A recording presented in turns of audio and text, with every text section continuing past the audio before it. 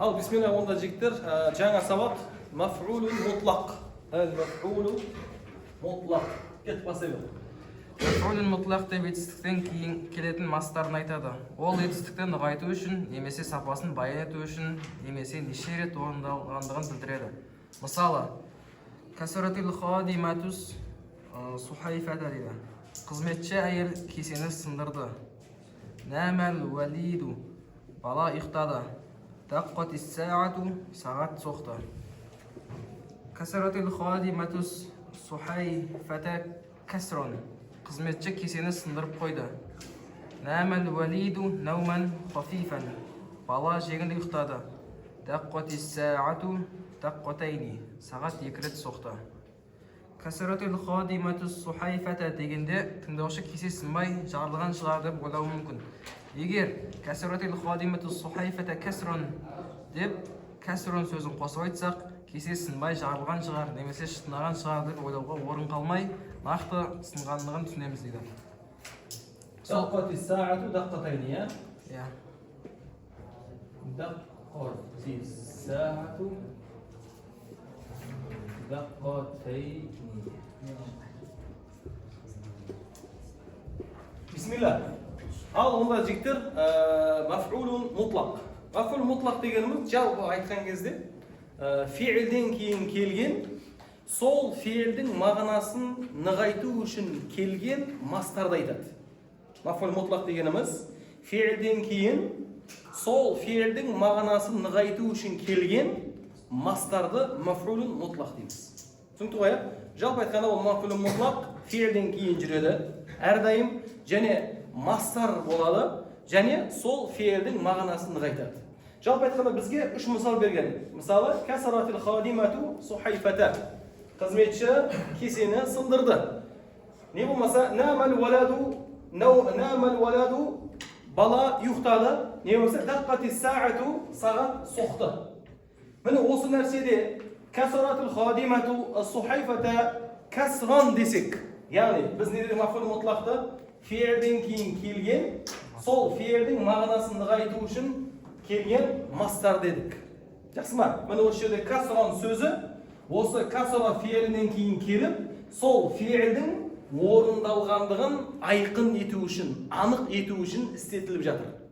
Мысалы, егерде біз касратил хадима сухайфата қызметші кесені сындырды десек, яғни арабшалап айтсақ, сол кезде ихтимал болады, ол кесені толық сындырмағаны, не болмаса ол кесені толық сындырғаны, не болмаса ол кесенің жаны ғана сынғаны, не болмаса ол шытынағаны.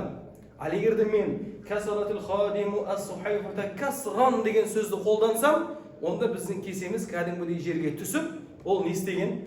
Толығымен сынғандығын білдіреді. Яғни, маф'ул мутлақ дегеніміз фиилден кейін келген, сол фиилдің мағынасын нығайту үшін келген мастарды айтады екенбіз. Және көбінесе 80% бұл сол фиилдің мастары болып келеді. Мысалы, касрон деген сияқты. Яғни сол фиилдің мастары болады. Кей кезде ғана басқа мастар келеді, бірақ көбінесе 80% маф'ул мутлақ өзі нығайтып келіп жатқан фиилдің мастары болады. Және әрдайым мансуб болады.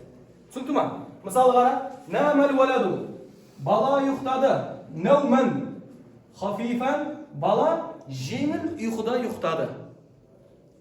Бала қалай ұйықта, ұйқының қалай орындалғандығын не істеп жатыр? Білдіріп жатыр. Не болмаса, даққати саату, даққа соқты, сағат соқты, қанша рет? Даққатайни, 2 рет соқты. Яғни бұл соғу жұмысы қанша рет орындалғандығын білдіріп жатыр. Жалпы айтқанда бізде маф'ул мутлақ, міне осы 3 сөйлемнен қорытындылайтын болсақ, маф'ул мутлақ бізде 3 нәрсені білдіреді. Біріншісі, тек қана мастардың өзі ғана келсе, ол нығайту үшін. Маф'ул мутлақ болып, мастардың өзі ғана келсе, ол нығайту үшін болған болады. Егерде мастардың жанында хафифан, касиран деген сияқты сол мастарды сипаттап тұратын бір нәрсе келсе, ол түрін баян ету үшін болған болады. түрін, қалай екенін, қалай орындалғандығын баян ету үшін болады. Мәселен, осы жерде қатты ұйықтаған болса не деп айтамын? Науман шадидан деп айтатын едім. Яғни ұйқының түрін баян ету үшін болады. Ал енді менің мастарым мынау сияқты санды білдіріп келетін болса, даққатайни 2 рет деген сияқты. Онда ол мафуль мутлақ қанша рет орындалғандығын білдіру үшін келетін болады. Онда мафуль мутлақ бір дегенде не фиилді нығайту үшін, не фиилдің жаңағыдай мағынасын, түрін анықтау үшін, не болмаса ол фиилдің қанша рет орындалғандығын білдіру үшін келетін, фиилден кейін келген, сол фиилдің несі екен?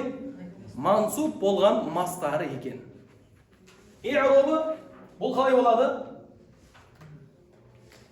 Иъробы дәл сондай. Маф'ул мутлақ, маф'ул мутлақ,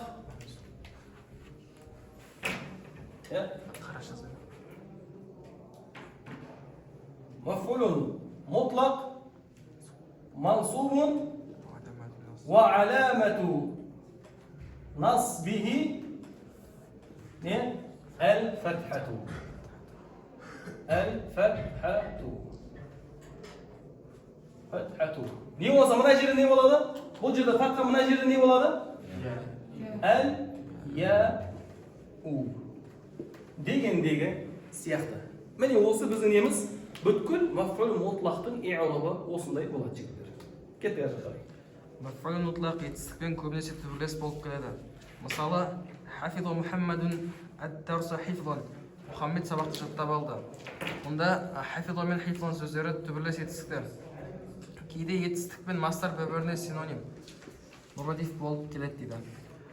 Мысалы, фарихат тилмиду жазалан. Оқушы әбден қуанды.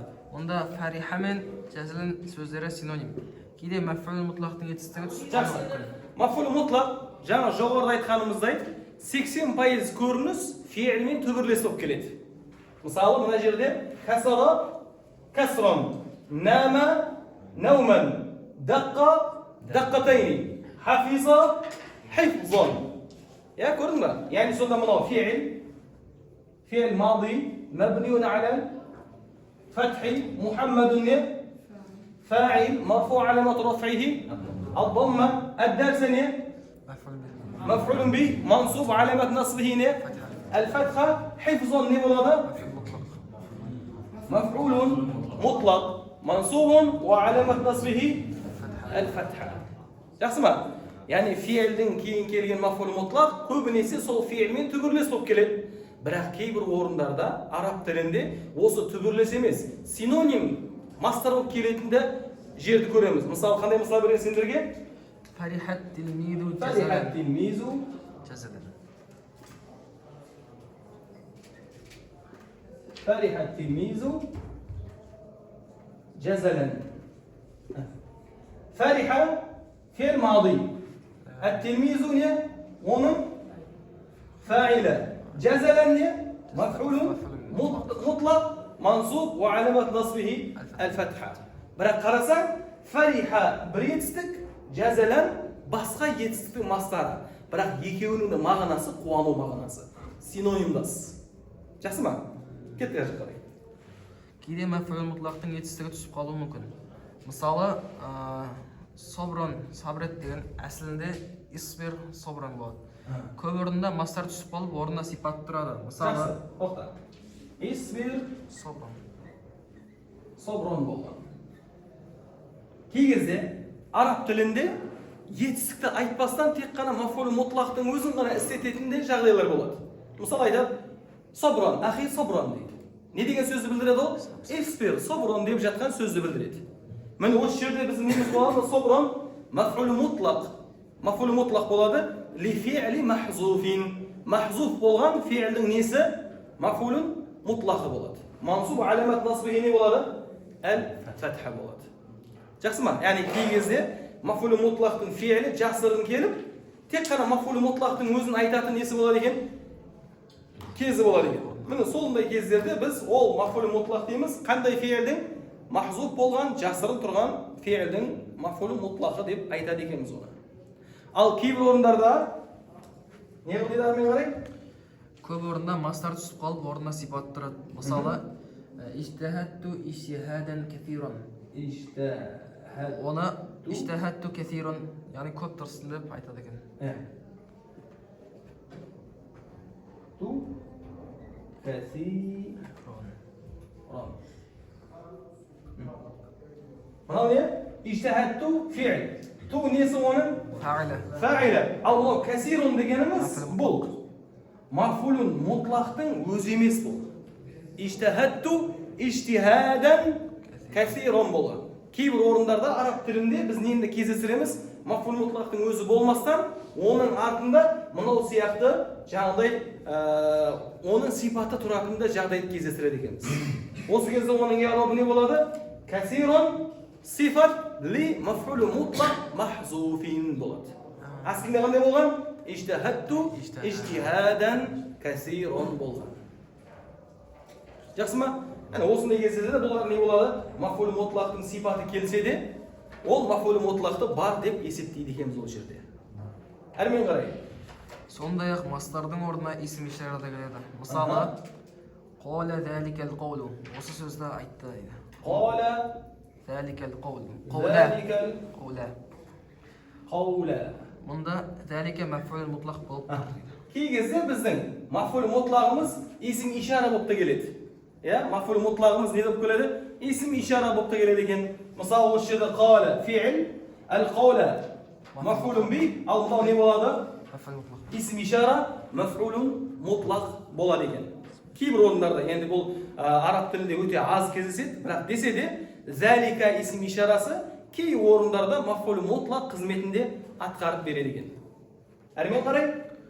Сондай-ақ мастардың орнына етістіктің неше рет орындалғандығын білдірген сөзде келеді. Мысалы, даққатис саату марратайни. Сағат 2 рет соқты. Даққатис саату марратайни. Күллун және барлы сөздері де мастардың орнына қолданылады. Марратайни. Мысалы, осы жерде бағана даққатис саату даққатайни еді ғой. Кей кезде сол даққатайни сияқты, яғни бұл жерде санды білдіретін мафул мутлақтың орнына сол санды білдіретін сөзбен де мафул мутлақ болып істетсе болады екен. Мысалы, осы жерде даққа не болады? Фи'л болады, ас-саату фа'ил болады, марратайни не болады? Мафулун мутлақ болады екен. Және кей орындарда күллун және ба'дун дегенде сөздерде мафул мутлақ болып келеді. Мысалы, қандай мысал берген саған? Мысалы, ижтахид күлләл ижтихади. Ижтахид كل اجتهاد تأثر بعض التأثر بعض التأثر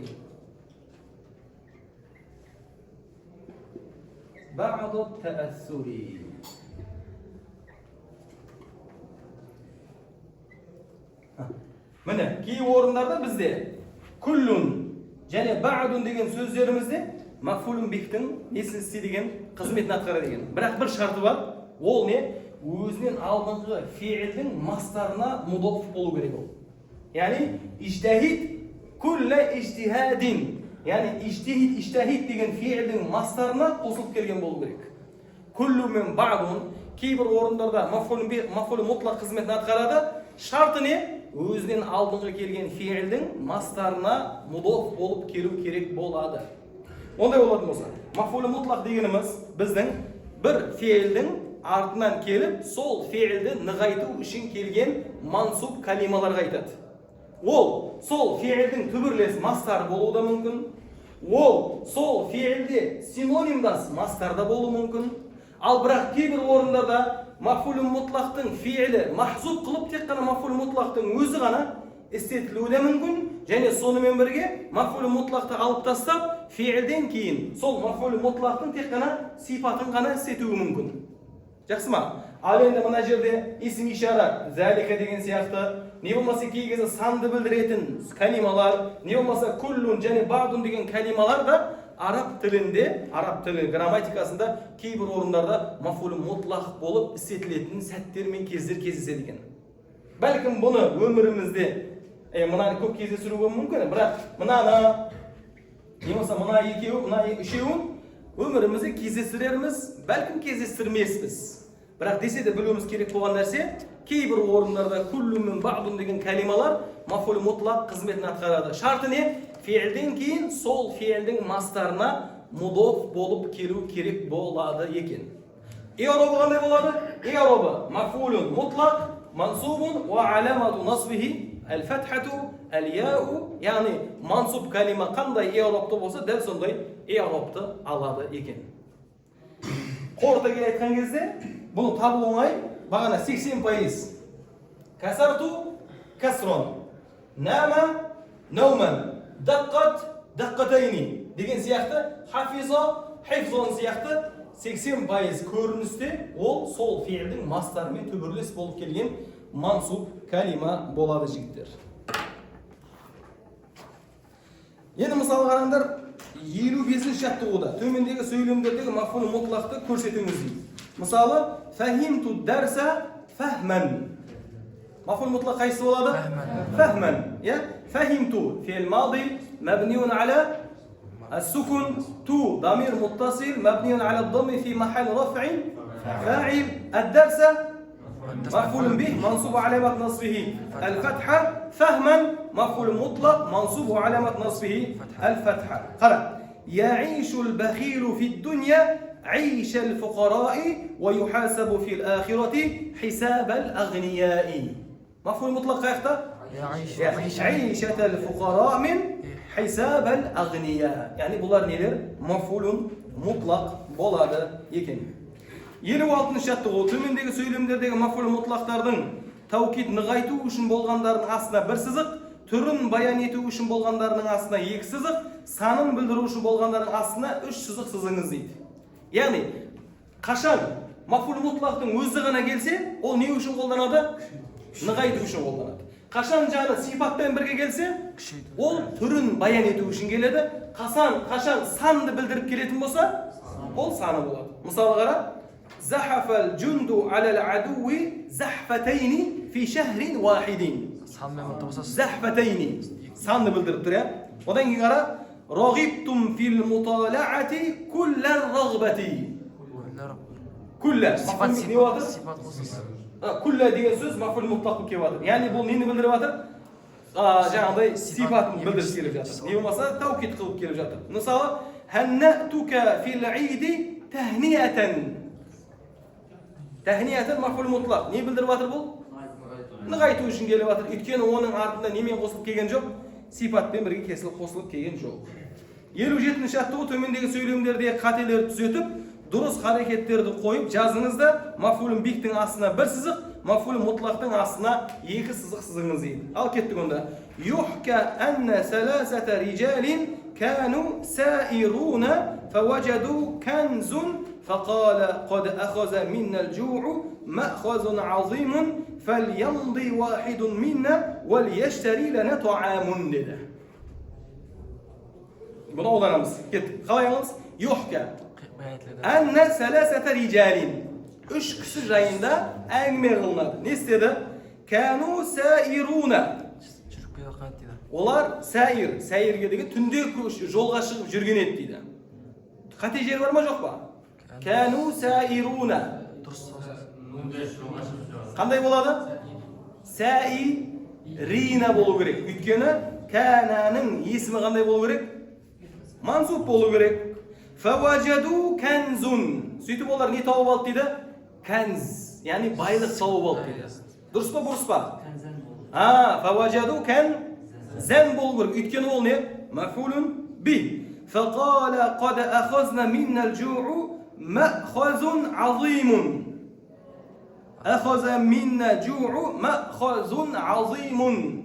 Қате бар ма жоқ па? Махазан азиман болу керек. Не үшін? Өйткені ол ахазаның несі? Маф'улун мутлағы. Фальямди вахидун минна вал яштари лана туамун. Бізге не қылсын дейді біреу барып? Тағам сатып алып келсін дейді. Вал яштари лана туамун. Не болу керек? Туаман.